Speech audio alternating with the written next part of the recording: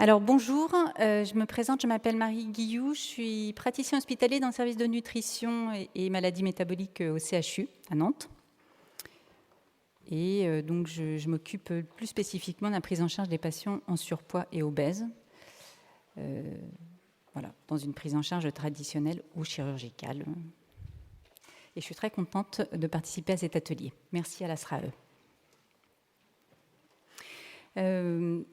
J'en reparlerai tout à l'heure, mais vous pourrez voter, donner en tout cas une évaluation des sessions sur l'application Slido. Donc vous avez peut-être déjà fait ce matin. Voilà, donc l'atelier c'est obésité et souffrance psychique. Je pense qu'il y a plein de choses à dire. Donc je vous présente juste rapidement une évolution sociétale des représentations du corps et du surpoids. Ça, c'est une petite statuette qui date de l'âge paléolithique. C'est la représentation donc, de la femme, 30 à 40 000 ans avant Jésus-Christ, et on la représente pleine de rondeur. C'est un symbole de fécondité et d'alimentation disponible. Et donc cette image, elle a évolué au cours du temps. Pendant le Moyen-Âge et la Renaissance, les rondeurs sont aussi appréciées. Pour les hommes, c'est signe de richesse, pour les femmes, c'est signe de beauté. Et là, Titien peint Vénus, également tout en rondeur. Et puis, c'est à partir du 19e siècle qu'on commence à voir apparaître des publicités pour les vertus des méthodes amincissantes. Ça peut être ici une ceinture pour maintenir le ventre pléthorique, à l'époque plutôt des personnes aisées. Et au XXe siècle, donc, c'est l'avènement de la minceur. L'idéal de la minceur et la critique sociétale en fait ne concerne plus seulement les grandes obésités, mais en fait tout ce qui n'est pas mince. Et ce modèle imposé par la société est source de souffrance psychique pour nos patients. Alors, juste pour introduire cet atelier, je vous présente une petite présentation de Caroline Hidou, qui est écrivaine et journaliste et qui dénonce ce modèle de la minceur. En réalité, je viens vous parler de nous, du rapport que les obèses, puisqu'il faut nous appeler ainsi, entretiennent avec les minces, les 10 kilos de trop, la société moderne. J'ai appartenu à cette société pendant 25 ans. Et aujourd'hui, j'habite dans une grosse dame. C'est une drôle d'expression, n'est-ce pas? Je me suis longtemps interrogée, moi aussi. Ceux qui me connaissent bien vous le diront tous, je ne réponds pas au cliché numéro 1 de l'obèse. Avachi dans son canapé, à manger des chips toute la journée, en se lamentant sur son sort, en jogging de 3 jours, et sentant la transpiration. Un peu exagéré, ce cliché? Et pourquoi? C'est celui que la plupart d'entre vous se font des gros, n'est-ce pas? Celui qui nous prive à vivre dans la même société que vous. Les minces, les 10 kilos de trop. Celui qui nous pousse chaque jour à chercher des solutions à ce surpoids que certains se trimballent depuis l'enfance. Celui qui nous juge, qui nous isole et qui parfois nous tue. Et je pèse mes mots. Un autre cliché. Regardez cette photo. C'est celle d'une dame qui mange tranquillement une glace au bord de la piscine. Vous croyez vraiment qu'elle est tranquille ? Moi, je vous dis qu'elle les sent, les regards de cet homme en arrière-plan. Et que dire de celui du photographe? Et puis, elle les entend, vos réflexions. Oh, une grosse, la piscine va déborder. Avec le poids que vous faites, se mettre en maillot de bain, c'est indécent. Sérieusement, qu'est-ce qu'elle leur a fait pour mériter ça? C'est vrai après tout, les kilos qu'elle a en trop, elle le sait, elle les porte. Elle en a conscience, peut-être qu'elle s'en fout, peut-être pas. Peut-être qu'elle veut juste manger une glace au bord de la piscine, simplement parce qu'elle habite dans une grosse dame.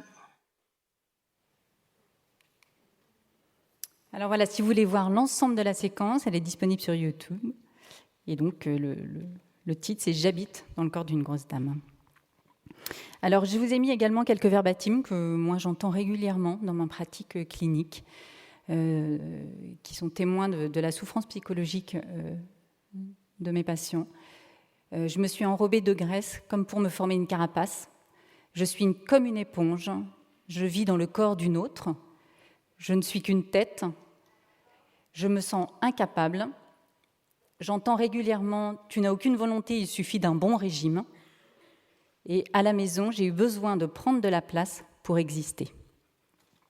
Alors, je vais laisser la parole à nos 4 intervenants.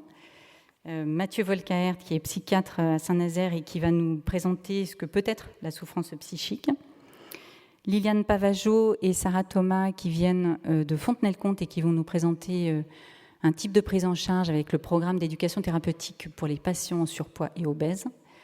Et puis Delphine Rommel, qui est maître de conférence en psychologie clinique à la faculté de psychologie de Nantes. Merci beaucoup à vous.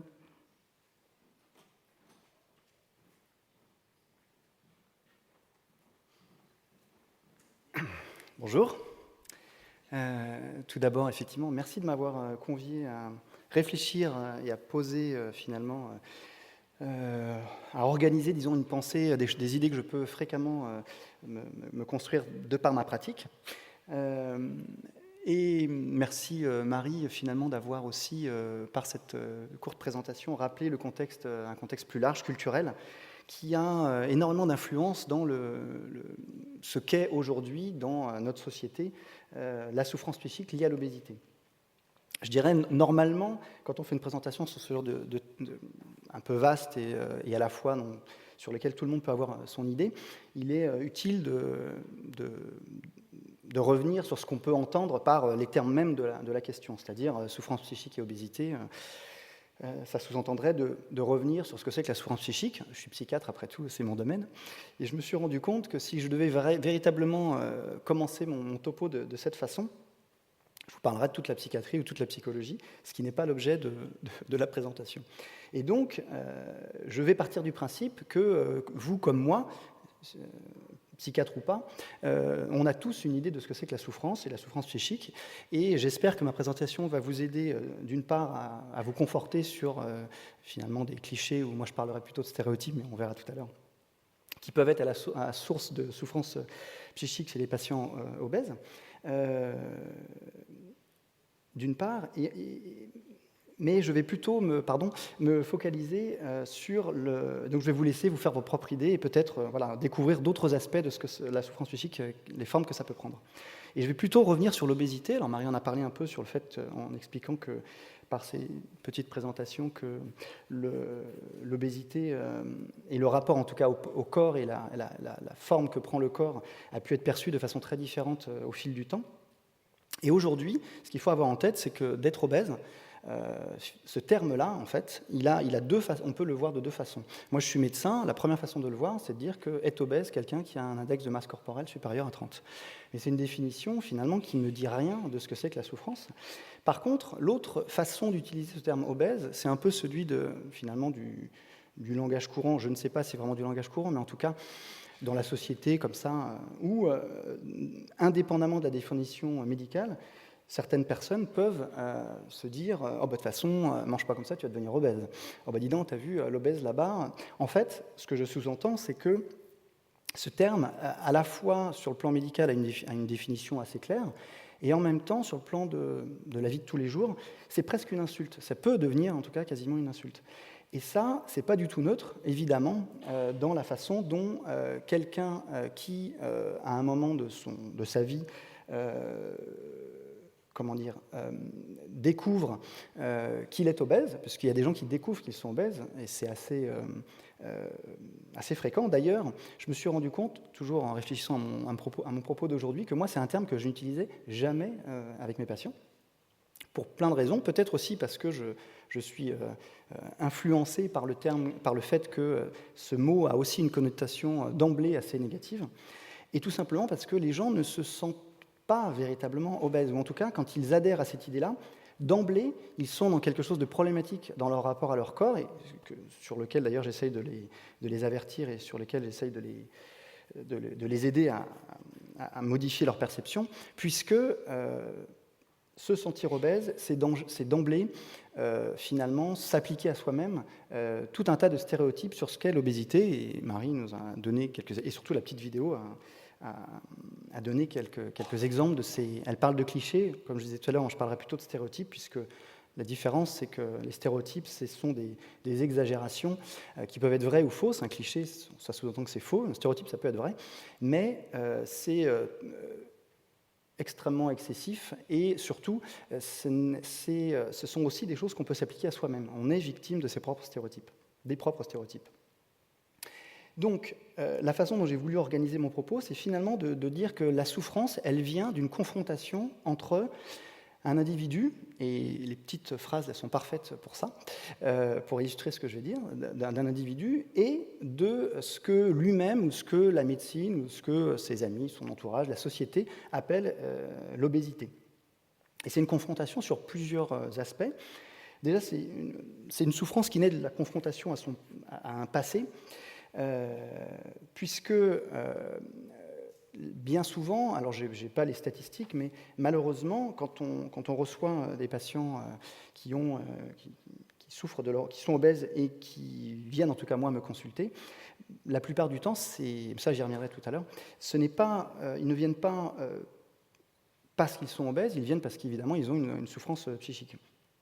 Et que dans leur histoire, ce qui ressort de façon trop fréquente, même si, encore une fois, je n'ai pas de chiffres là précis à vous donner, c'est le passé d'abus dans l'enfance, d'abandon, d'humiliation.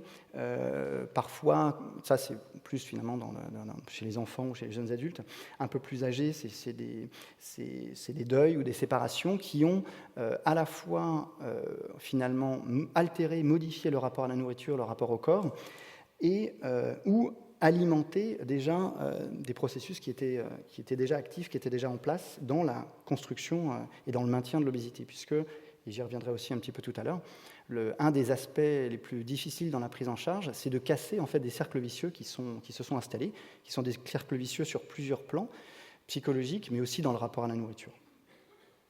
Donc, dans cette confrontation, il y a aussi une souffrance qui naît de la confrontation au corps, et ça, c'est pareil, ça a été un peu induit, on va dire, par la petite présentation, par la petite vidéo, puisque ce corps qui est on va dire, trop gros, c'est un corps qui limite, c'est un corps qui empêche de se déplacer normalement. Comment ça se traduit, c'est tout simplement je pense à des patients que j'ai pu voir, hein, des femmes ou des hommes qui vont vous dire, les femmes vont vous dire par exemple que eh bien, elles ont du mal, elles n'emmènent plus, ou elles ont du mal à emmener leurs enfants à l'école parce qu'elles ont du mal à tout simplement, elles sont essoufflées et qu'elles arrivent, elles sont complètement en âge et que c'est un effort qui est trop important pour elles.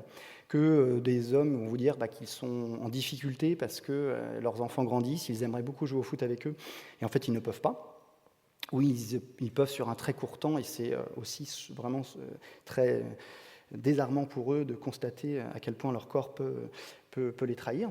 Et puis tout simplement que, et ça c'est rarement au jeune âge, mais en vieillissant, disons, les problèmes de dos, les problèmes de genoux, le corps en fait, du fait du surpoids, de l'obésité, le corps fait souffrir, et évidemment cette souffrance, quand on a mal quelque part, la douleur est aussi un des aspects de la souffrance psychique. Dans cette confrontation, on va dire, entre un vécu et une situation d'obésité, ce qui génère aussi de la souffrance, c'est dans les relations. Alors évidemment, dans les relations aux autres, ça a été aussi un petit peu dit, c'est le regard, les moqueries, les jugements, les incompréhensions qui sont, que suscite l'obésité constatée ou vécue par les gens. Et puis, évidemment, et ça c'est quelque chose que moi, auquel je fais attention, et ça revient à ce que je disais tout à l'heure et ce que je constate dans le discours des patients, c'est que nous, les médecins, les soignants, on participe de ça, puisque malheureusement, il arrive encore fréquemment que des patients puissent nous dire que, parce qu'ils ont tel ou tel problème médical, je vous laisse imaginer, il y a plein de possibilités, que leur médecin généraliste ou certains médecins spécialistes puissent leur renvoyer que finalement,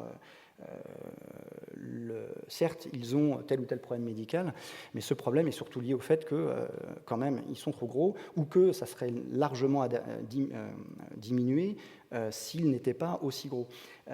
Avec finalement une très souvent des propos qui sous-entendent qu'ils ne font pas ce qu'il faut, qu'ils devraient faire des choses et qu'ils ne les font pas, et que c'est pour ça qu'ils sont dans cette situation. Et donc, même si c'est rarement aussi explicitement culpabilisant, mais c'est bien souvent en fait vécu comme culpabilisant, du fait notamment des stéréotypes qui sont associés à ces remarques. Ce qui fait aussi bien souvent souffrir les patients obèses, c'est dans leur vécu du temps, en fait, leur rapport au temps. Ce que j'appelle le rapport au temps, c'est très fréquemment des patients qui se sentent obèses et qui souhaitent régler ce problème médical, si on prend les choses de cette façon-là, ont expérimenté de nombreux régimes, et le problème des régimes, c'est qu'en fait, ça dure qu'un temps, quoi. Et donc, on perd du poids, et là, ce que je sous-entends, c'est souvent des régimes restrictifs, et donc on perd du poids. Ça demande énormément d'efforts, c'est des efforts de plein de natures d'efforts d'ailleurs, parce que ça peut coûter cher, parce que c'est frustrant, parce que ça modifie la vie familiale, voilà, ça a un impact sur l'entourage qui dit que c'est bien que tu cherches à perdre du poids mais t'es pas drôle, etc. Donc ça a beaucoup de conséquences. Beaucoup d'efforts sur un temps long et un résultat qui est plus ou moins obtenu, avec en plus, en retour, le moment où ce régime au sens de privation et de contrainte s'arrête, la reprise plus ou moins rapide du poids, et avec parfois une reprise de poids supérieure au poids initial, donc le fameux effet yo-yo. Et ça, c'est effectivement un problème sur le plan médical, mais c'est aussi énormément un problème pour les gens qui le subissent, puisque c'est extrêmement désarmant et dépitant de se rendre compte que toute l'énergie qu'on a pu investir n'a servi finalement à pas grand-chose, et ça alimente évidemment des frustrations, beaucoup de frustrations, du dépit et tout un tas de ressentis négatifs envers soi-même. Et donc, je vous parlais aussi de relations, j'en viens à la dernière, de confrontation, pardon. C'est aussi une confrontation entre soi et soi-même. Pourquoi ? Parce que tout ce que je viens de vous dire précédemment est alimenté aussi par des stéréotypes, alimente des stéréotypes et amène finalement à un sentiment d'isolement et à une altération, une modification de la perception de soi-même, et qui peut conduire à des pathologies qui peuvent se caractériser par des pathologies psychiatriques ou pas. Mais cette altération de la perception de soi-même amène à, je vous le disais tout à l'heure, du dépit, de la culpabilité, de la honte, un dégoût, ça c'est très fréquent, le dégoût de soi-même, alors un dégoût on va dire moral, par son incapacité à faire des efforts, son soi-disant manque de volonté, etc. Mais aussi comme je viens de le dire, un dégoût de son corps qui a énormément d'impact. Ça conduit certains patients à ne plus pouvoir supporter de croiser un miroir, à ne plus supporter la balance, des gens qui ne se pèsent plus, qui ne veulent plus se peser et qui vivent de façon assez intrusive et assez violente la nécessité d'y passer quand ils vont voir leur médecin, quand ils rencontrent leur médecin. Et puis évidemment sur leur vie intime, ça c'est quelque chose qui est aussi qui n'est pas forcément mis en avant, mais qui est très très fréquemment constant, c'est ce dégoût de soi et ce dégoût de son corps, évidemment altère la vie affective et la vie sexuelle des patients, qui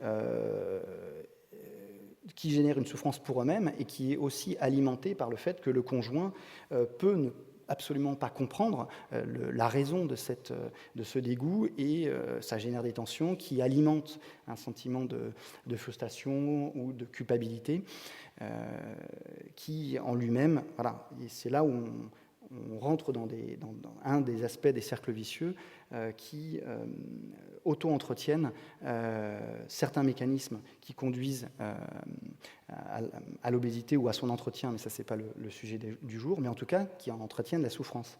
Et donc, dans ma pratique, je suis fréquemment amené à rencontrer des gens finalement qui, passé un certain temps, finissent par être, on va dire, qui souffrent de souffrir, si vous voulez. Notamment, comme je vous le disais tout à l'heure, parce que le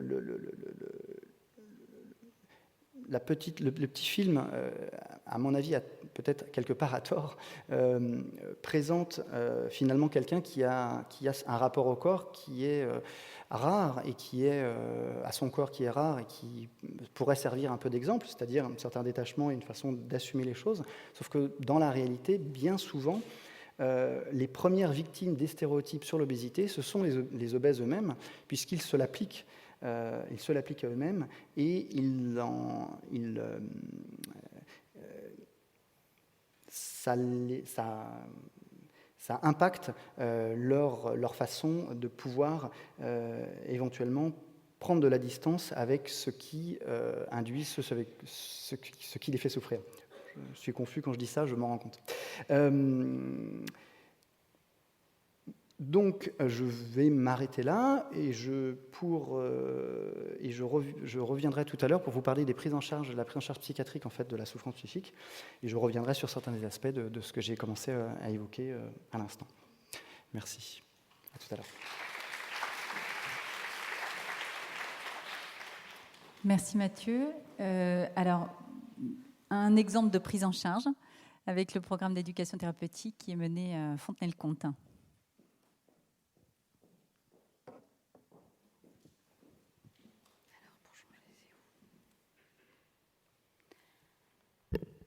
Alors, bonjour à tous, Sarah Thomas, psychologue clinicienne, et donc ma collègue Liliane 19 Pavageau. Donc, on travaille dans un service d'éducation thérapeutique du patient en situation de surpoids ou d'obésité sur l'hôpital de Fontenay-le-Comte. Et donc, on va vous présenter notre programme. Déjà, je vous incite à bien regarder le titre, qui est « Un problème de poids » avec point d'interrogation, qui, vous verrez, aura tout son sens par rapport à notre présentation. Donc, il nous semblait important, dans un premier temps, de vous parler de la création de notre programme, puisqu'elle a commencé tout simplement en se questionnant sur un constat que l'on a fait au niveau des patients et qui est la souffrance psychique. En fait, ce service que l'on fait est aussi en lien avec l'éducation thérapeutique du patient en diabéto, et donc ça questionne forcément l'alimentation. Et l'équipe a très vite fait le constat pour ces patients de cette incapacité en fait à maintenir dans la durée des changements alimentaires, avec beaucoup de sentiments d'échec de leur part, de culpabilité, liés forcément à ces régimes avec ces restrictions, etc., qui donc très vite les ont amenés à mettre en évidence des verbatims, comme vous pouvez le voir, je sais mais je n'y arrive pas, je suis nulle, j'ai craqué, maintenant c'est fichu. Donc tous ces questionnements ont amené personnellement, mais aussi l'équipe, à justement donner du sens à cette souffrance-là et trouver un moyen de répondre aux attentes des patients. Et donc ça a amené la diététicienne notamment à se former à la découverte du GROS. Donc pour ceux qui ne connaissent pas, c'est groupe de réflexion sur l'obésité et le surpoids. C'est une association qui regroupe en fait tout un tas de professionnels de divers horizons, mais qui se questionnent sur le sujet en particulier des personnes en souffrance avec leur poids et leur comportement alimentaire. Donc je vous invite vraiment à regarder ce groupe qui justement a une approche assez nouvelle. Enfin, elle est ancienne, mais pour certains, c'est assez nouveau de voir les choses de cette manière-là. Et donc, c'est comme ça que le programme Un problème de poids a vu le jour. Donc, comme vous pouvez le voir, il date que de décembre 2015. Ça a mis un petit peu de temps, mais le plus important, c'est qu'il est là. Et donc, notre objectif a été vraiment de mettre du sens au comportement alimentaire des patients et surtout à leur donner des réponses en ce qui concerne cet accompagnement. Donc, ça concerne les personnes en situation de surpoids et d'obésité. Ça a commencé par une équipe formée à l'éducation thérapeutique du patient. Donc ça a d'abord commencé avec la diététicienne et le médecin, mais ensuite il y a eu le recrutement de la psychologue et de l'éducateur physique adapté. Et donc ça a mis en évidence un travail d'équipe assez important concernant cet accompagnement. Deuxième diapo. Hop là.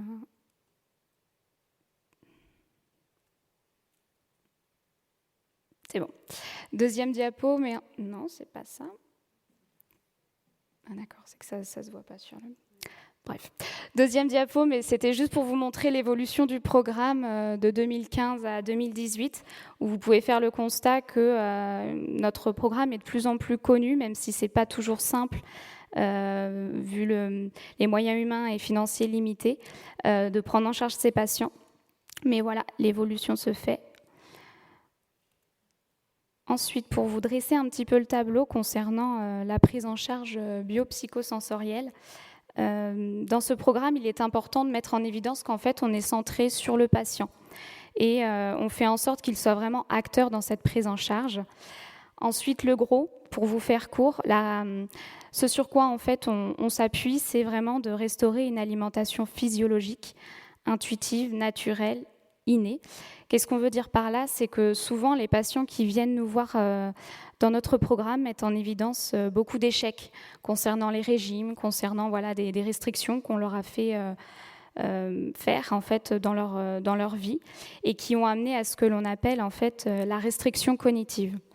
Donc là aussi, pour vous présenter en quelques mots cette idée de la restriction cognitive, c'est que on va être amené en fait à gérer son alimentation que par l'esprit, que par la tête, et on ne va plus écouter son corps.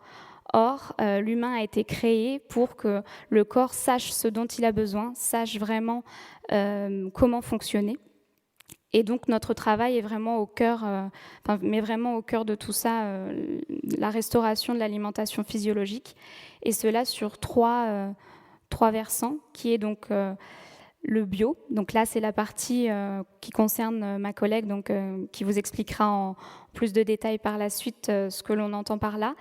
En fait, il faut savoir que chaque individu a un système qui lui indique justement ses besoins physiques et corporels. Et donc, la prise en charge diététique amène le patient à acquérir des moyens qui lui permet de repérer ces signaux-là et de les respecter. Ensuite, il y a la partie psychologique qui est là et plus donc mon domaine. L'idée, c'est déjà d'accueillir la souffrance du patient, d'essayer de comprendre ce par quoi il traverse et surtout de travailler ce qu'on appelle la gestion des émotions, puisque pour la plupart aussi, l'alimentation a un rôle en fait dans leur fonctionnement. Et l'idée, c'est de donner du sens à tout ça, de mettre des mots, de travailler sa culpabilité, mais aussi de donner du sens, c'est-à-dire que le trouble alimentaire à ce moment-là, ou le comportement problématique, met justement en évidence, a au moins une raison d'être dans la vie du patient. Et mon travail est justement d'identifier cela et d'aider le patient à réagir et donc à faire face à tout ça. Ensuite, on a la partie sensorielle. Donc là, c'est la partie pour l'éducateur physique adapté. C'est justement d'amener le patient à retrouver des sensations au niveau physique, puisque bien souvent, le patient est amené à un petit peu à mettre de côté ses sensations et à être vraiment envahi par ses pensées, par ses émotions, et à ne plus écouter en fait son corps. Donc l'activité physique est dans un but précis, c'est notamment de l'aider à ressentir tout simplement, à accueillir et donc à se réconcilier avec son corps. Je laisse du coup la partie pour ma collègue. Donc, partant de la théorie, on va essayer de vous présenter un petit peu comment en pratique on essaie de fonctionner dans notre équipe. Alors évidemment, l'idée c'est toujours et absolument toujours de rester centré sur le patient, puisque c'est à partir de toutes ces expressions et ressentis qu'on va nous-mêmes réajuster en permanence notre comportement et notre aide. Alors le début de la prise en charge commence toujours, et c'est nécessaire de passer par cette étape-là, par ce qu'on appelle, je vais le présenter assez simplement, parce que c'est le désespoir créatif, ou tout au moins une idée.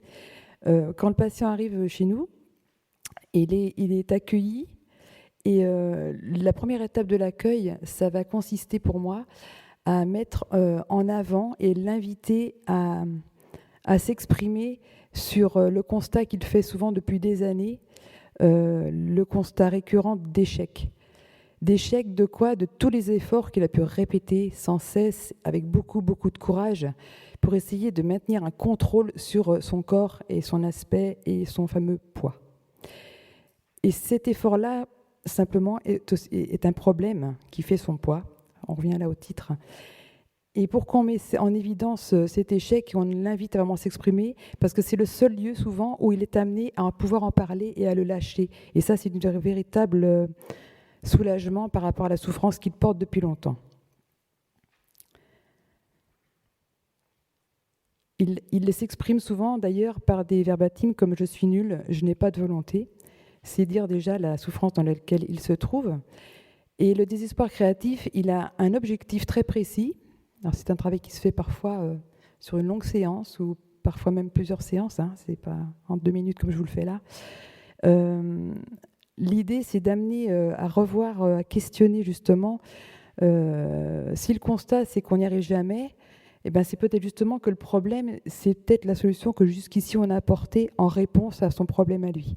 Peut-être qu'on était à côté de la réponse, le problème était ailleurs, et ça sera un problème souvent dans les versants des émotions extra-alimentaires. Mais en tous les cas, c'est l'idée que la prise en charge, c'est peut-être d'une autre manière et qu'on doit la faire, et c'est ce que la science commence à bien expliquer, et c'est la raison pour laquelle ça ne fonctionnait pas. Et ça, c'est le versant créatif de la prise en charge. Alors pourquoi on se permet de remettre en cause ce qui jusqu'alors était présenté?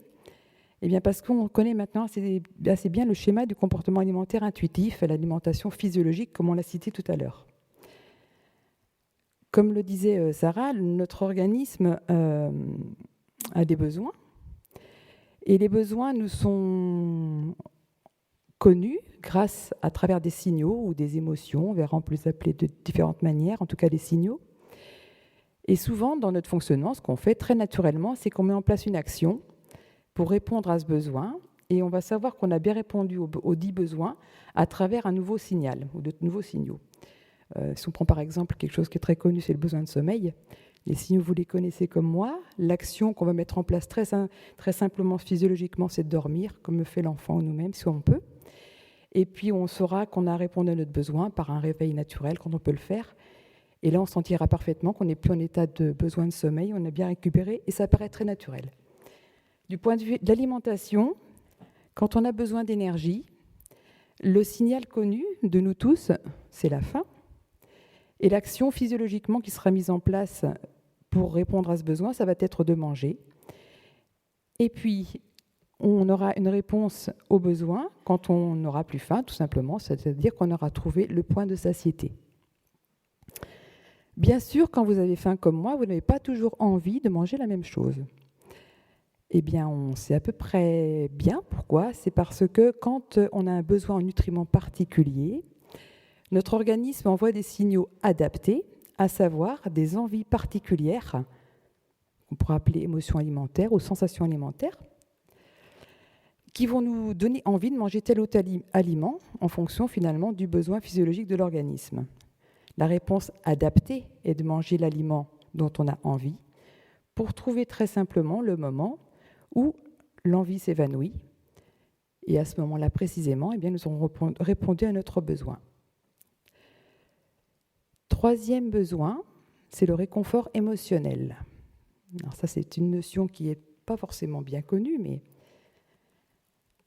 ça se passe comme ça. Le réconfort émotionnel, le besoin de réconfort émotionnel, donc certaines émotions, dont on a conscience ou pas d'ailleurs, vont se traduire par un signal qui va être, on peut le connaître parfois, fin de journée ou à certains moments, tiens, j'ai envie de manger ceci, j'ai envie de manger cela. Le ceci, cela étant toujours un aliment gras sucré, du style chocolat, gâteau, ce ne sera jamais une carotte râpée. J'ai une envie de, eh bien cette envie-là va donner en action spontanément l'acte de manger, et puis la réponse sera obtenue également là quand la personne n'aura plus envie et se sentira réconfortée, se sentira bien, tout simplement. Et tout ça, j'ai envie de dire, ça se fait spontanément, très naturellement, sans cogitation quelconque. Seulement voilà, il arrive que le dérèglement du schéma alimentaire intuitif se met en place à cause souvent de beaucoup de régimes, beaucoup de volonté d'un poids absolu. Et qu'est-ce qui se passe à ce moment-là ? Il peut se passer que que les besoins, les signaux de la faim ou de l'envie ne soient pas respectés.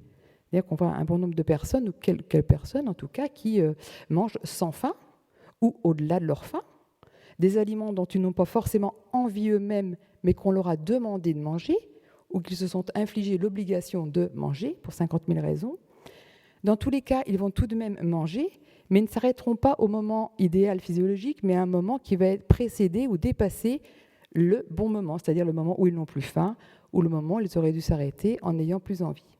Ça, c'est un premier dérèglement du schéma alimentaire physiologique qui va entraîner soit du surpoids, soit un poids en dessous du poids physiologique. Si on est dans des situations de ce qu'on appelle la restriction cognitive, ça veut dire la personne qui mange plutôt avec sa tête, en s'interdisant par exemple un aliment ou le privilégiant, souvent, je vous rappelle qu'on a une connotation négative des aliments réconfortants comme le chocolat. Quand on parle de poids, le chocolat ou le gâteau, entre autres, ce sont des exemples, vont avoir une connotation d'aliments grossissants. Et dès que cette idée-là est dans la tête, alors, c'est cette idée-là qui va faire manger. Et dans le cas du réconfort émotionnel, qu'est-ce qui va se passer ? La personne va avoir une envie de manger, certes, va bien sûr manger parce que c'est impérieux de manger à ce moment-là. Et au lieu de trouver le réconfort comme on l'avait trouvé tout à l'heure et la fin de l'envie, ce qui va s'installer à la place, ça va plutôt être de la culpabilité, une dévalorisation, un dégoût de soi, j'y arrive pas, c'est nul ce que je viens de faire. C'est des propos qu'on entend très très souvent. Et surtout, ces points-là, ces mots forts encadrés de rouge, ce sont ni plus ni moins que de nouvelles émotions qui entraînent en fait un inconfort émotionnel. Et cet inconfort, il y a une erreur, c'est pas réconfort émotionnel là. C'est inconfort émotionnel, c'est une grosse erreur. Il va en fait obliger à remanger, puisque ce que l'on veut, c'est quand on a un inconfort émotionnel, c'est trouver le réconfort en mangeant. Et ce cercle vicieux, là, ce cercle, a tendance à s'emballer, devenir de plus en plus sensible. Et c'est ça, en réalité, ce qu'on appelle le trouble du comportement alimentaire ou l'addiction à l'alimentation. Évidemment, quand cette ligne-là prend toute la place, l'écoute des autres besoins en amont n'est même plus possible. Donc nous, notre travail en équipe, ça va être d'essayer de relier la personne soit à ses sensations alimentaires de faim, d'envie, de rassasiement, de plus envie d'eux, et puis aussi de travailler à restituer le réconfort alimentaire avec un long travail pour remettre la personne en connexion avec ses sensations. Alors, c'est très rapidement présenté, mais c'est un travail long, lent, qui nous demande d'aborder la chose de 3 manières souvent, soit en parallèle, soit les unes avant. Tout dépend du patient. Un patient va travailler par exemple avec l'APA et la psychologue. Ce ne sera pas la question du respect des sensations alimentaires où toutes les combinaisons sont possibles et évoluent dans le temps. Voilà, je passe la suite.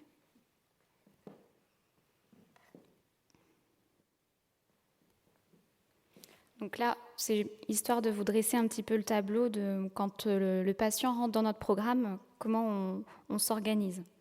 Donc bien souvent, c'est la diététicienne qui voit dans un premier temps les patients et qui du coup élabore au travers de différents échanges un projet individualisé.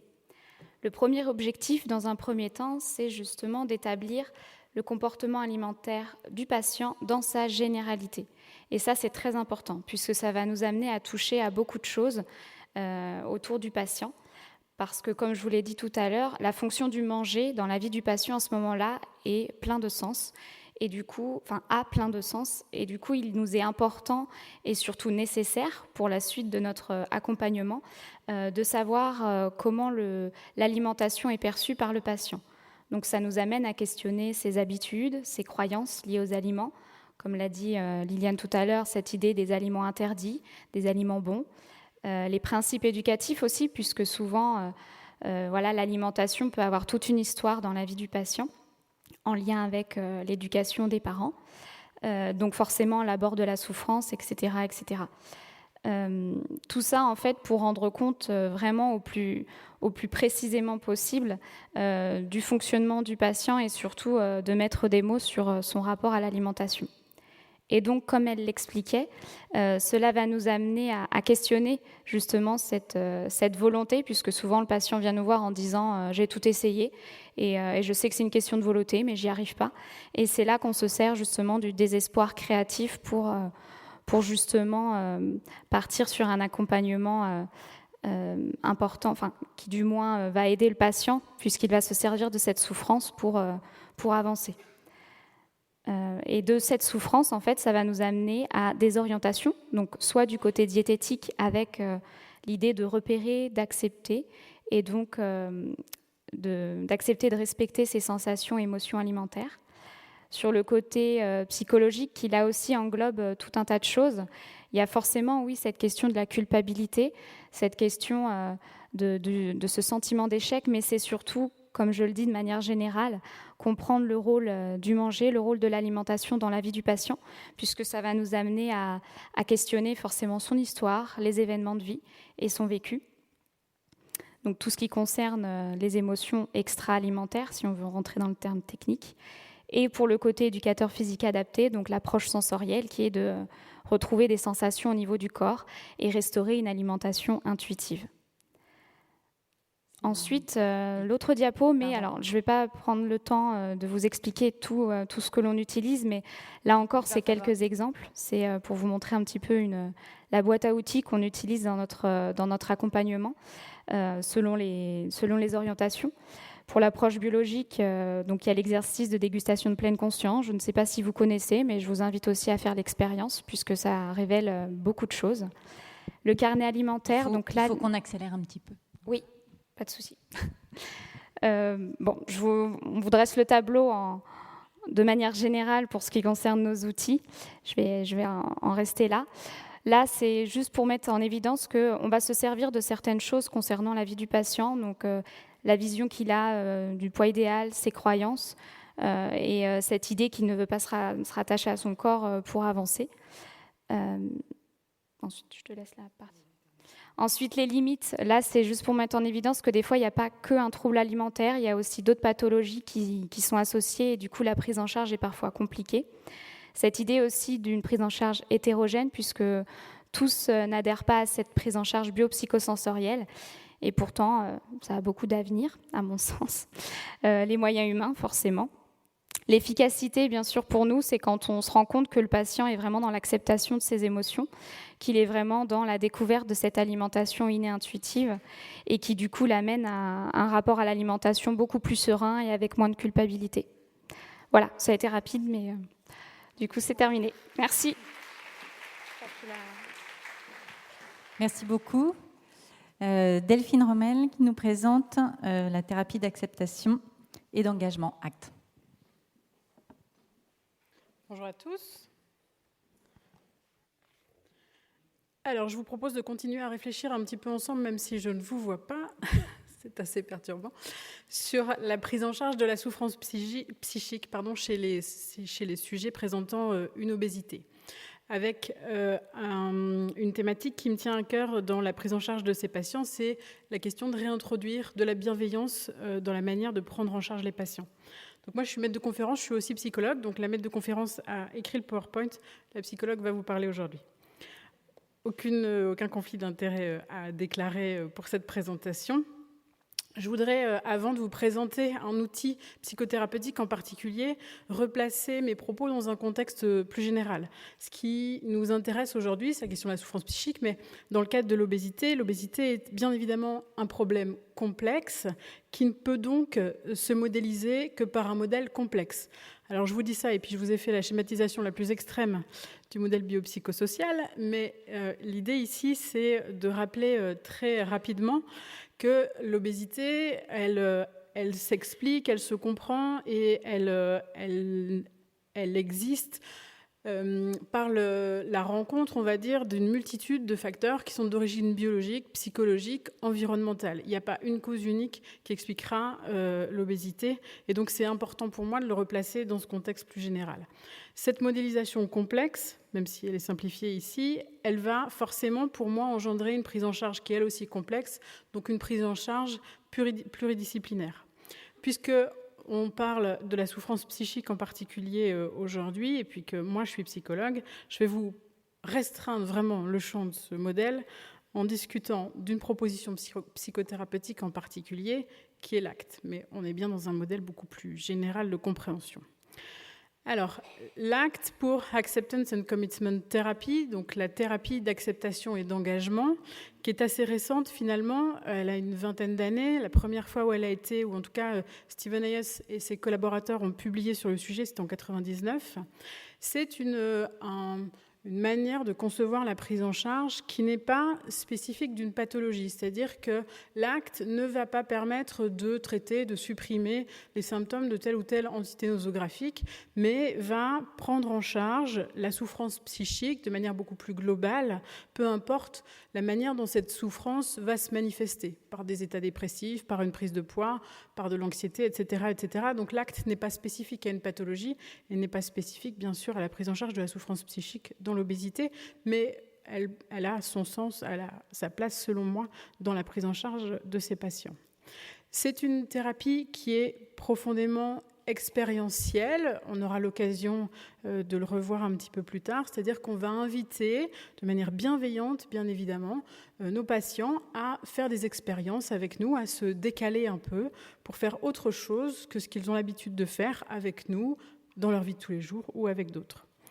C'est une prise en charge qui s'intéresse aux conduites de l'individu au sens large, donc qu'il s'agisse de ses pensées, de ses émotions, de ses ressentis, de ses comportements en contexte. C'est-à-dire qu'on ne va jamais discuter d'une pensée ou d'une émotion de manière générale, mais on va le remettre dans le contexte, le premier contexte étant l'individu singulier qui se présente à nous. La souffrance, par exemple, psychique du sujet, elle sera sa souffrance singulière. Jamais deux patients ne présenteront et n'exprimeront une souffrance de la même manière, et on s'attache à replacer ce contexte-là, et puis on s'attache à replacer tout ça dans un contexte, une expérience qui est plus globale. Je vous en reparle juste après.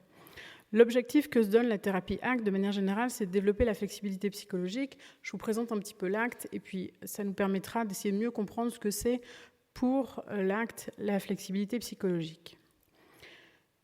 Alors la première chose sur laquelle on va inviter notre patient à expérimenter des choses, à travailler quand on fait de l'acte, c'est d'apprendre à observer avec bienveillance. Alors, observer avec bienveillance, c'est observer l'entièreté de notre expérience. Souvent, quand on vous pose la question de qu'est-ce que vous êtes en train d'expérimenter, vous allez limiter, les patients aussi, votre expérience à une partie de ce qu'est l'expérience.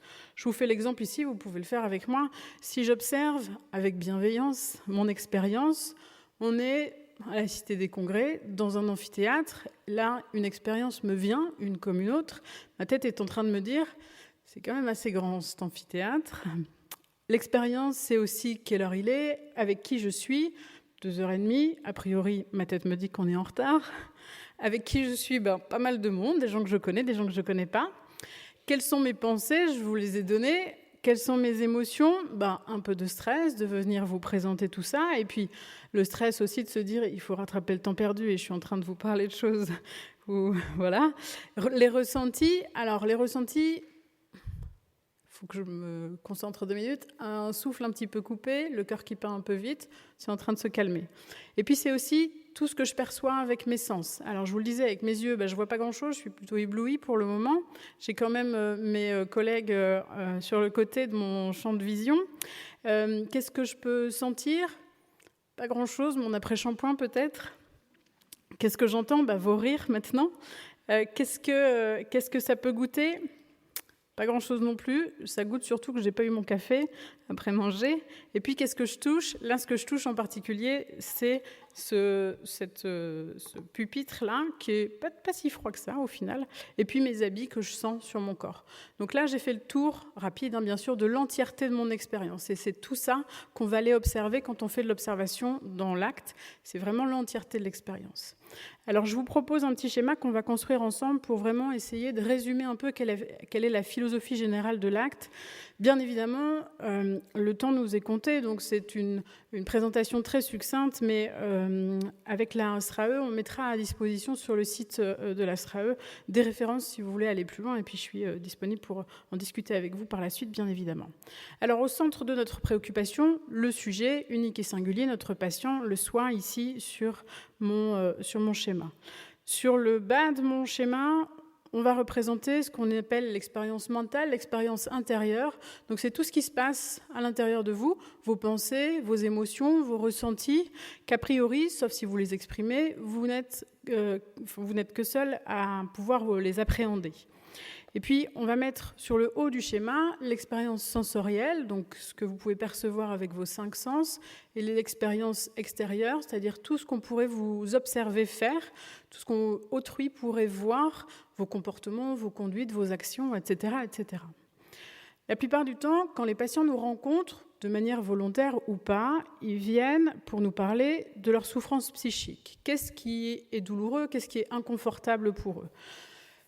Il y a plein de choses, et ça, encore une fois, ce sera différent en fonction des patients. Et puis souvent, ils ont, seuls ou avec d'autres professionnels, tenté de s'éloigner de cette souffrance psychique. Parfois, ils arrivent aussi avec cette demande-là. Moi, je voudrais ne plus souffrir. C'est une demande pour s'éloigner de la souffrance psychique. En acte, on va considérer que quand on essaye de s'éloigner de sa souffrance psychique, on met en place ce qu'on appelle des actions de lutte. Typiquement, si je vous prends un exemple d'un patient qui ressent beaucoup de colère et qui ne veut pas ressentir cette colère, et à chaque fois qu'il ressent cette colère, parce qu'il trouve que la vie est injuste, etc., il va se mettre à manger des sucreries, vous pouvez tout imaginer, pour supprimer sa souffrance. Ça, c'est une action de lutte. Ces actions de lutte qu'on met en place pour s'éloigner de sa souffrance, en acte, c'est ce qu'on va appeler faire de l'évitement expérientiel. Donc l'évitement expérientiel, c'est l'idée qu'on va essayer d'éviter de faire l'expérience de quelque chose. En l'occurrence, ici, on essaye d'éviter de faire l'expérience d'une souffrance, d'un inconfort. La difficulté, c'est que l'évitement expérientiel, ça peut marcher sur le court terme, ça va très rarement tenir sur le moyen terme, et ça va souvent être contre-productif à plus long terme. Donc, ce que va proposer l'acte, plutôt que de faire de l'évitement expérientiel, c'est plutôt d'aller vers ce qu'on appelle l'acceptation, le premier mot de cette thérapie. Donc, c'est-à-dire de faire un peu de place, accueillir cette souffrance, accueillir cet inconfort, avec l'idée que cette souffrance, elle a quelque chose à nous dire. Je vous disais qu'elle est spécifique à chacun de nos patients et à chaque personne que nous sommes. Cette souffrance, bien souvent, elle vient aussi signifier qu'est-ce qui est important pour nous, en fait. Si vous souffrez pour telle ou telle raison, potentiellement, c'est parce que là, ça touche à quelque chose qui est important dans votre vie à vous. Peut-être pas dans celle de la personne que vous consultez ou dans celle de votre conjoint ou de vos amis. Donc, si le but, c'est pas dans l'acte de s'éloigner de la souffrance psychique, puisqu'on considère que ça va participer au problème plutôt, vers où on va quand on fait de la thérapie acte ? Pour répondre à cette question, l'acte va donner une place importante aux valeurs personnelles de l'individu. Donc, qu'est-ce qui fait sens pour nous ? Les valeurs, c'est ce qui donne la direction un petit peu de nos vies, c'est ce qui nous importe, c'est ce qui fait que la vie vaut la peine d'être vécue. Ces valeurs, elles nous sont à chaque fois personnelles. Vous n'avez pas et je n'ai pas les mêmes valeurs que vous. L'idée, c'est donc de proposer, pendant la prise en charge, aux patients de repérer leurs propres valeurs et de travailler, à s'approcher de ces valeurs personnelles. Comment on s'approche de ces valeurs ? En mettant en place ce qu'on appelle des actions engagées. Donc les actions engagées, c'est les petites actions du quotidien que vous mettez en place ou que le patient va mettre en place et qui font sens au regard de ces valeurs. Les actions engagées, elles ne vont pas permettre de s'éloigner de la souffrance à 100% à chaque fois. Parfois, l'action engagée, elle va nous faire vivre des émotions vraiment douloureuses, des émotions négatives, mais elles font sens parce qu'on sait où on va. Je vous prends un exemple rapide d'une patiente rencontrée dans un service de nutrition, donc qui présentait une obésité. un travail fait autour des valeurs, et une des valeurs importantes pour elle, c'était de pouvoir être une bonne mère de famille. C'est une direction de vie qui est importante pour elle. Et beaucoup de difficultés avec son image corporelle et une souffrance importante face au regard d'autrui. Cette souffrance psychique fait que quand elle essaye de s'en éloigner, elle va moins sortir et être moins présente, oui, sur l'extérieur, notamment avec ses enfants. Ses enfants lui demandent depuis longtemps de pouvoir aller à la piscine, ce qu'elle a toujours refusé, du fait de cette idée de s'éloigner de sa souffrance psychique. Après quelques séances de travail, bien évidemment, ça ne se fait pas du jour au lendemain, elle décide de poser une action engagée et d'aller à la piscine avec ses enfants. Alors effectivement, cette action engagée, elle va être douloureuse. Concrètement, quand elle va aller à la piscine, sa tête va lui dire beaucoup de choses, qu'on la regarde, qu'on est en train de la juger. Et en même temps, au moment où elle le fait, malgré cet inconfort qu'elle est en train de vivre, il y a ce sentiment de vitalité, de justesse, de...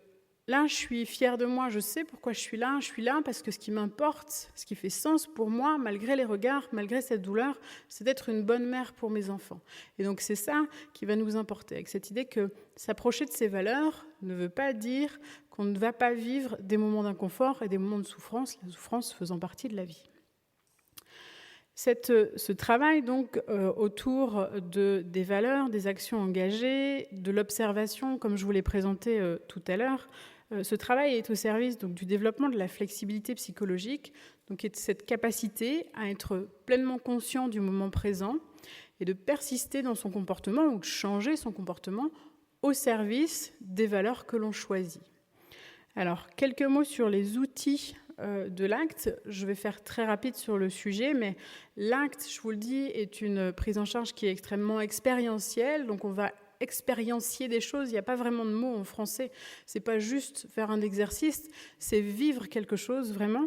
Elle va utiliser beaucoup la thérapie acte, la métaphore, on n'aura pas forcément le temps de la développer là. Elle va utiliser beaucoup la proposition d'expérience. Sarah a rapidement évoqué la question de la dégustation en pleine conscience, qui est un exercice aussi assez classique dans l'acte. L'acte va souvent aussi aller chercher des outils qui viennent directement des thérapies basées sur la pleine conscience. Et puis, l'acte propose un travail aussi important sur le langage. Alors, il y a plein de choses qu'on va travailler dans le langage. J'en cible un ici qui me paraît un des plus importants. On va travailler notamment à remplacer les « il faut », les « je dois », ou parfois, pour certains professionnels, les « vous devez », qui, a priori, à part générer de la culpabilité chez les patients, n'ont aucun autre intérêt, et de remplacer tous ces mots-là par des « je choisis ». L'idée de l'acte, c'est vraiment de redonner le choix au patient, puisqu'il observe ce qu'il est en train d'arriver. Il peut faire le choix de s'éloigner de sa souffrance. Il peut aussi faire le choix, puisqu'il a conscience de ça maintenant, de s'approcher de ses valeurs. In fine, quand on fait de l'acte, l'idée c'est d'essayer au fur et à mesure de réduire l'évitement expérientiel et d'aller plutôt dans le sens des valeurs, mais toujours dans la bienveillance. On ne va jamais culpabiliser un patient qui à un moment donné décide de s'éloigner de sa souffrance plutôt que d'aller vers ses actions, vers ses valeurs personnelles, si à un moment c'est quelque chose qui fait sens aussi pour lui, en fonction de ce qu'il est, de ce qu'il vit, des ressources qui sont les siennes à ce moment-là. J'ai fait très rapide. Je vous laisserai poser des questions si vous voulez en savoir plus sur l'acte, mais vraiment cette idée de la bienveillance est, selon moi, primordiale à remettre dans la prise en charge de ces patients-là. Je vous remercie.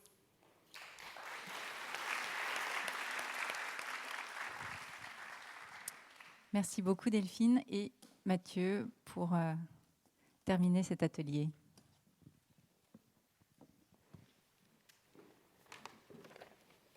Merci. Oui, je croyais qu'on n'entendait pas. Donc, beaucoup de choses ont été dites, extrêmement intéressantes, et qui rejoignent évidemment des aspects, même si c'est beaucoup moins structuré, de certains aspects de ma pratique en tant que psychiatre libéral.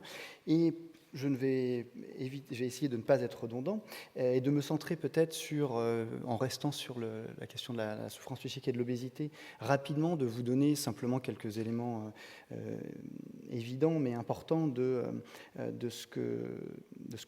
poursuite de ce que je disais tout à l'heure, c'est qu'évidemment cette souffrance peut, au-delà de l'inconfort, au-delà de la souffrance en elle-même, se cristalliser dans des pathologies psychiatriques que sont la dépression, les troubles anxieux, les troubles des conduites alimentaires.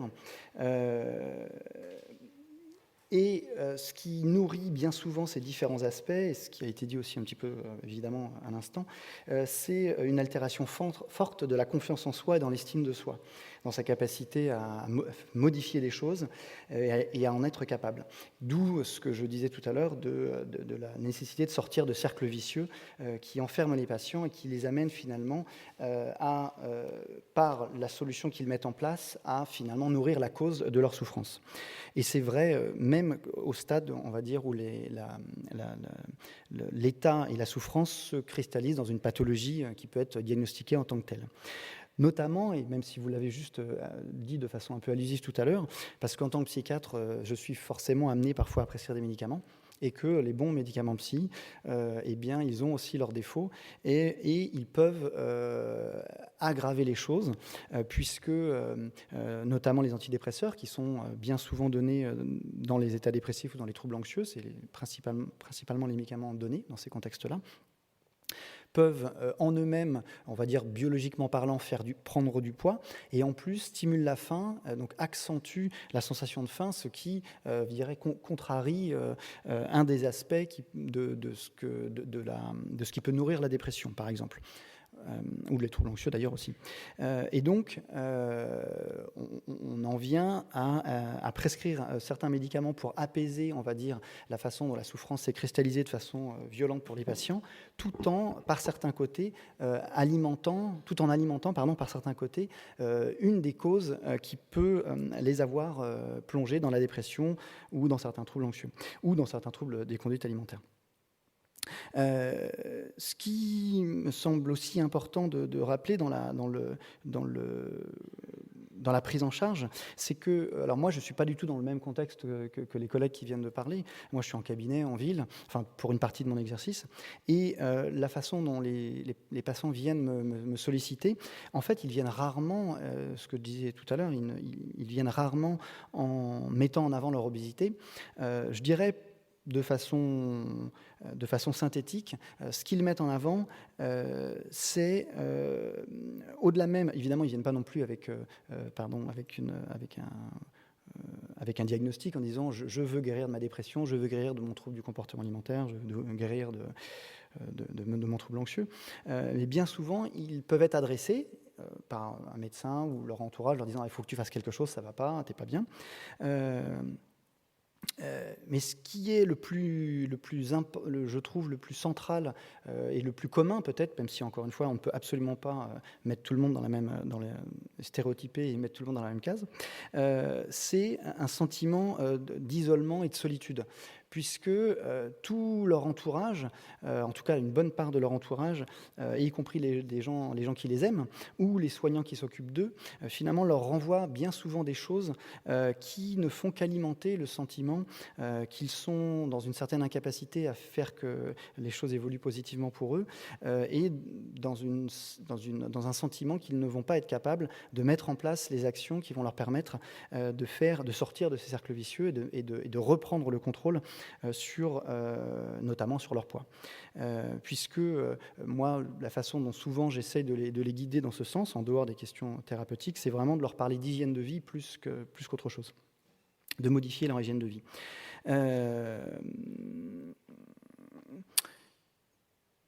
Voilà. Après, je voulais peut-être aussi parler un petit peu d'un aspect de ma pratique, mais qui est évidemment présent, qui est comment dirais-je, important, puisque ça prend beaucoup d'essor, c'est le fait que je sois sollicité par certains patients et qui viennent me voir juste dans ce contexte-là, dans le cadre d'un projet de chirurgie bariatrique. Alors, là, je suis souvent dans une difficulté, puisque la chirurgie bariatrique est à la fois évidemment une solution possible, mais parfois c'est aussi quelque chose sur lequel moi je ne suis pas toujours forcément à l'aise, tout simplement parce que quand je vous parle d'hygiène de vie, c'est bien souvent la chirurgie bariatrique est un moyen de modifier l'hygiène de vie des patients et n'est pas une solution magique. Ce que je leur dis bien souvent, c'est que si le chirurgien vous opérait de votre obésité, vous sortiriez de l'hôpital, de la clinique mince, ce qui n'est absolument pas ce qui se passe. Or, certains finalement sont dans une attente assez forte par cette opération et qui vient, on va dire, qui est comme la cerise sur le gâteau d'années d'échecs dans les stratégies de mise en place qu'ils ont mis en place pour régler leurs problèmes de poids. Et donc ils ont énormément d'attentes et ce qu'ils attendent, c'est que finalement ce corps, cette faim, cette tête qu'ils ne contrôlent plus, la chirurgie va être le moyen de reprendre le contrôle sur tout ça, d'être, on va dire, c'est le sommet, ils le perçoivent, en tout cas ils peuvent, même s'ils ne le disent pas comme ça, c'est le sommet de la contrainte qui va enfin leur permettre de régler le problème.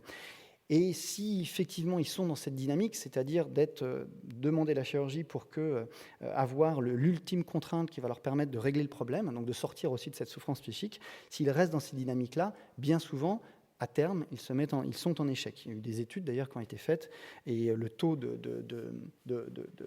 patients qui redeviennent obèses à quelques années de distance, je crois que c'est l'Académie de médecine qui a fait une étude il y a 2-3 ans où ils reprenaient avec 10 ans de recul l'efficacité des chirurgies bariatriques et qui donnait un taux vraiment, je crois que c'était quasiment 90% des patients qui avaient repris leur poids d'origine, mais j'ai un doute sur ce chiffre, tellement qu'il me paraît énorme à moi-même. En tout cas, dans ma pratique, ce que je vois pour avoir vu des gens avant et après certaines opérations, et ça fait 7-8 ans que je le fais, c'est qu'effectivement, il y a vraiment une grande proportion de patients qui sont en échec et reviennent et sont à 5, 6, 7 ans quasiment à un poids identique au poids de départ. Avec, je dirais, évidemment, sachant que tout ce parcours n'a fait que conforter et accentuer ce qui, initialement déjà, les a conduits à souffrir de leur obésité. Je pourrais dire beaucoup d'autres choses. Je pense que ça serait bien de laisser un peu de temps pour les questions, donc je vais m'arrêter là. Merci. Alors moi j'avais une remarque. Oui, voilà.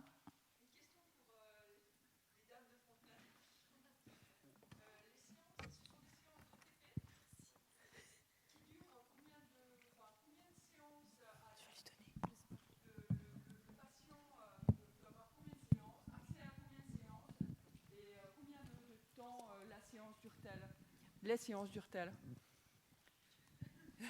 Alors, oui, effectivement, le cadre de notre fonctionnement, c'est l'éducation thérapeutique du patient, comme je le disais, parce que l'idée, c'est que ce soit le patient qui soit en travail, en chemin, en démarche, et que du coup, tout le travail qui va être fait à son rythme à lui. Il y a des moments, on l'a vu, il y a des patients qui vont arrêter de venir.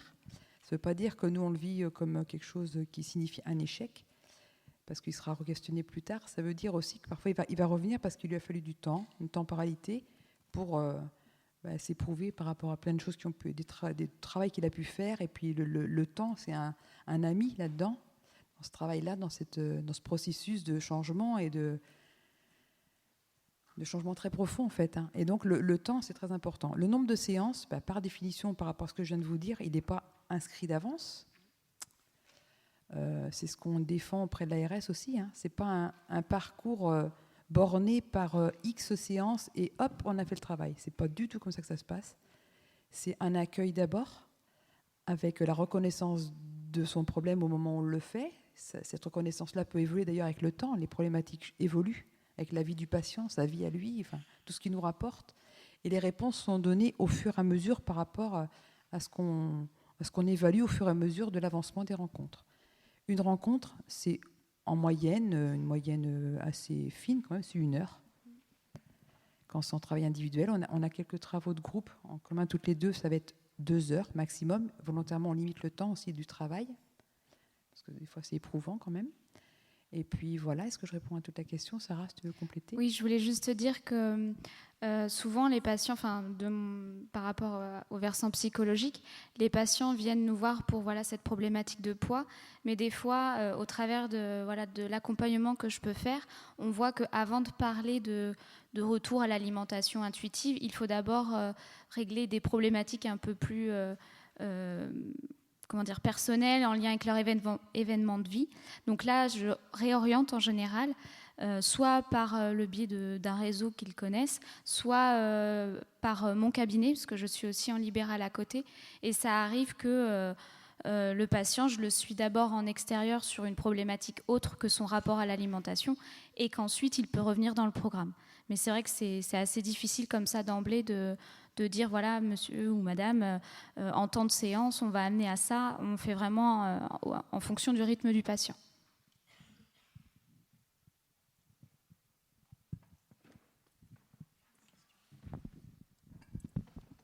Il y avait d'autres questions ?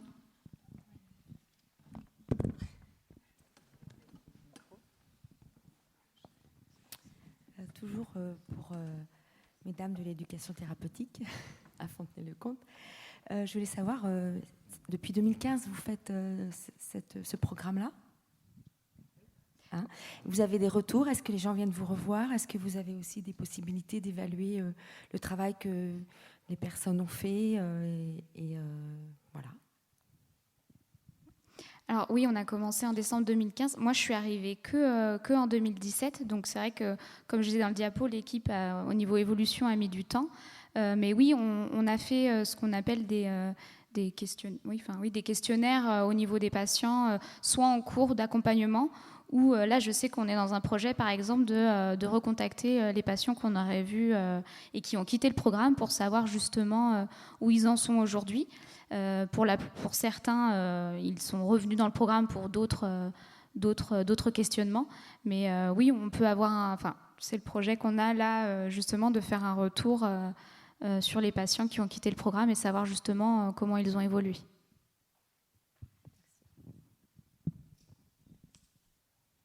Merci. Est-ce qu'il y a d'autres questions, des remarques? Oui, là-haut.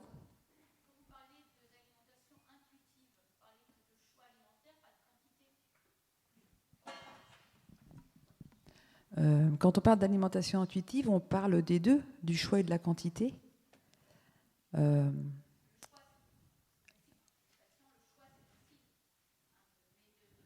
Le choix, c'est facile.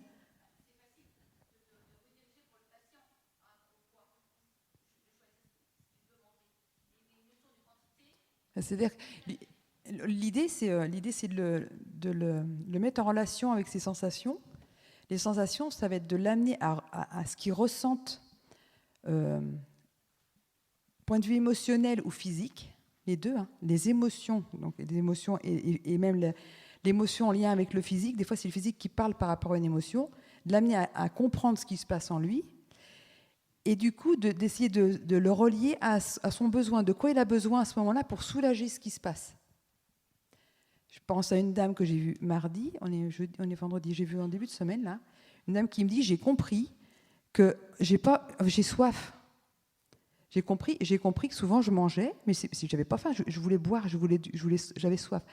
À force de travailler la dégustation pleine conscience, parce que c'est par ça qu'on passe, hein, c'est un outil qui a été développé un petit peu ce matin dans une séance par rapport aux enfants, la dégustation. La dégustation, c'est un outil très fort qui met la personne en lien avec ses sensations alimentaires, mais je ne vous exagère pas, mais c'est presque animal, quoi, de se mettre en lien avec soi-même.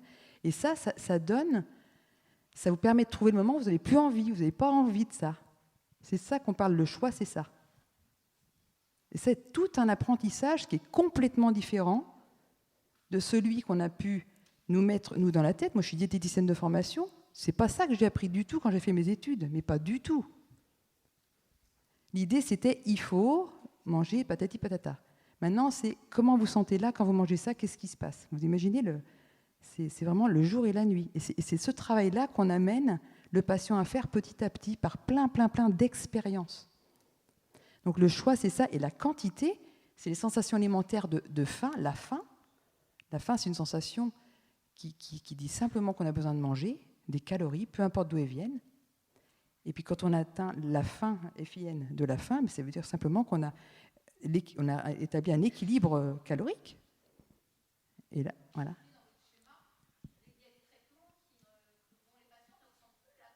Exactement, c'est ce qu'on disait tout à l'heure, les limites.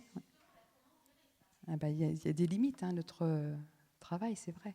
Ouais. Il y a des patients qui ne sentent... Oui. Ben oui. Oui. Oui. Sensoriel, oui. Ils n'arrivent pas. Non, mais je suis d'accord, c'est vrai.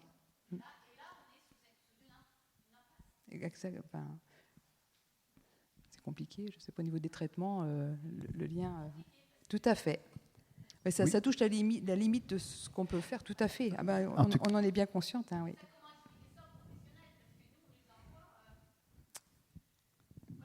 Ouais.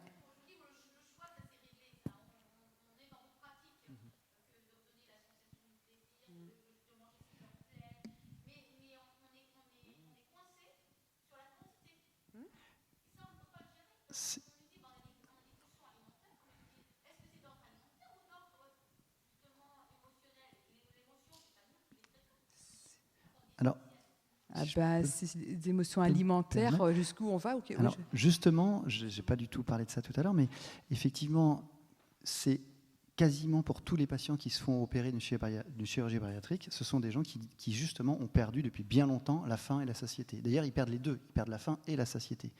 Ils ne savent plus non plus quand ils n'ont plus faim. Et un des aspects, une des vertus, on va dire, de l'opération, c'est de leur permettre de redécouvrir ça. C'est pas immédiat, c'est-à-dire qu'au départ, ils ont vraiment une sensation, ils ont la nausée, ils vomissent parfois d'ailleurs même. Ça met du temps, mais un des aspects de l'opération, c'est justement, je pense pour certains patients pour lesquels il n'est pas possible autrement d'y arriver, c'est de les limiter physiquement, que leur corps leur parle de façon parfois assez violente, je vous dis, par des vomissements, pour que petit à petit, ils redécouvrent cette sensation de faim, et elle revient en fait, elle met du temps, mais elle revient. Tout comme la satiété, mais ça met du temps. Tout à fait.